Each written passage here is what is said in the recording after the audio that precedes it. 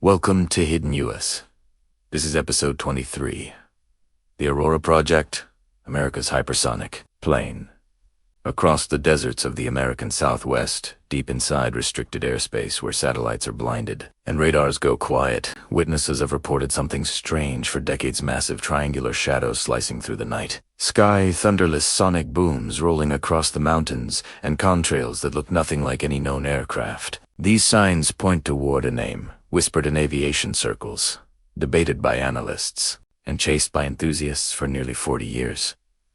The Aurora Project. The rumored hypersonic aircraft the United States may have tested in silence. To understand how this legend formed, we have to rewind to the late Cold War, when the need for faster reconnaissance, higher altitude, surveillance, and new generation stealth pushed American aerospace into innovation so extreme that most advancements disappeared behind classified black budgets. The retirement of the SR-71 Blackbird in the 1990s created a vacuum in American intelligence capabilities. A vacuum many believed would never be allowed to remain empty. Aviation experts asked a simple question. Would the U.S. really retire the fastest jet ever flown without having something more advanced waiting in the shadows? Suddenly, unusual reports began surfacing from secret bases, from radar operators, from commercial pilots who often knew more about the sky than anyone. These sightings became the seeds of the Aurora mystery.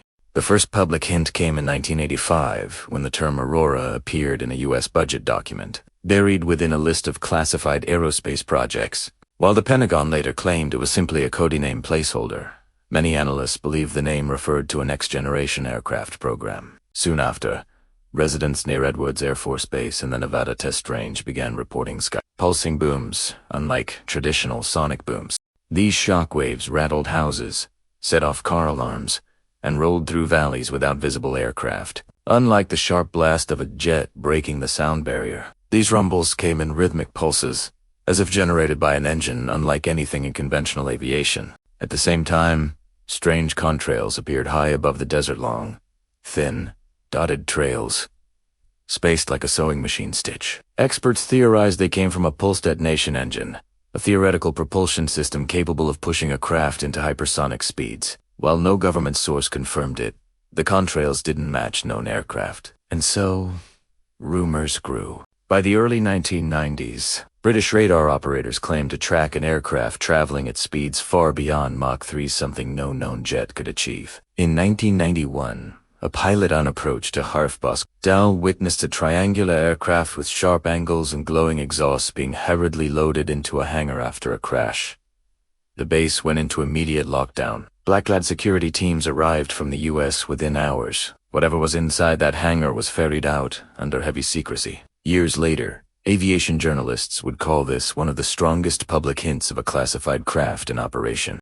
Meanwhile, residents near Area 51 reported hearing strange trumpet-like roars overhead at 2 or 3 a.m., a pattern consistent with test flights traditionally conducted at night. Some described a massive shape blocking out stars. Others saw only the result of shimmering distortion in the air, as if heat itself were flying.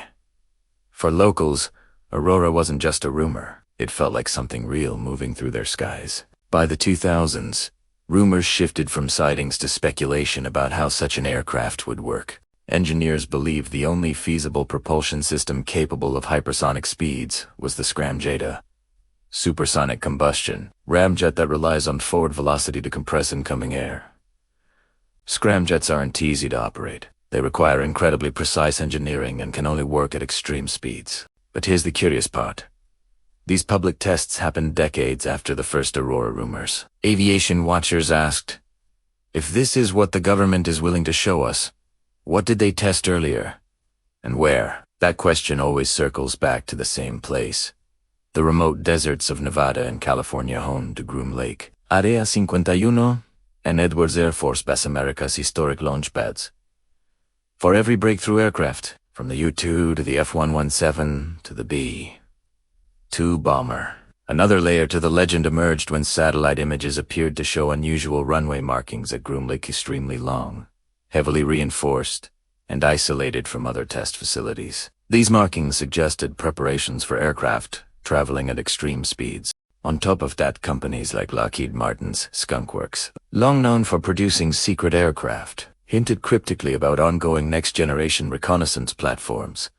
Ben Rich, former head of Skunkworks, once remarked, "We have the technology to take ET home," implying that their classified capabilities far exceeded public knowledge. While most experts interpret such statements as exaggerations, many believe they hint at a technological gap between what the public sees and what truly exists. If that gap includes hypersonic aircraft, Aurora would fit perfectly inside it. Yet perhaps the most intriguing theories connect Aurora not to a single aircraft, but to a program family, a collection of experimental vehicles designed to test propulsion, stealth, and aerodynamic technologies.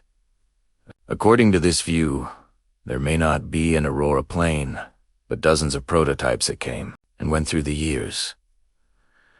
Wedge-shaped aircraft, silent delta-wing gliders, pulse detonation testbeds, unmanned hypersonic platforms, and classified scramjet demonstrators. Even NASA's public hypersonic vehicles might have benefited from earlier black-budget research. In this interpretation, Aurora is not a machinette.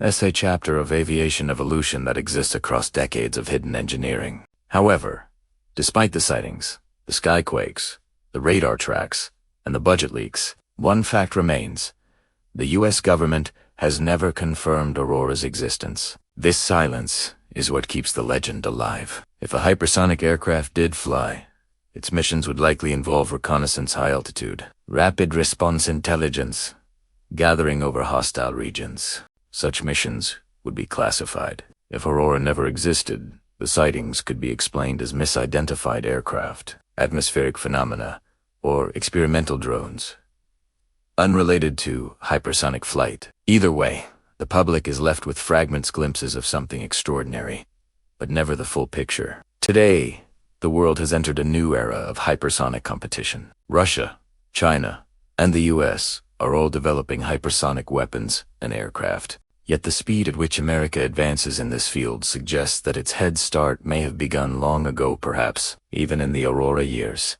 when strange trails scratched the desert sky and witnesses reported aircraft nobody could identify. Some analysts believe the U.S. may now be testing the next evolution of hypersonic craft projects, like the SR-72, a proposed successor to the SR-71 designed for Mach 6 speeds. If these projects exist, they stand on the shoulders of decades of classified development.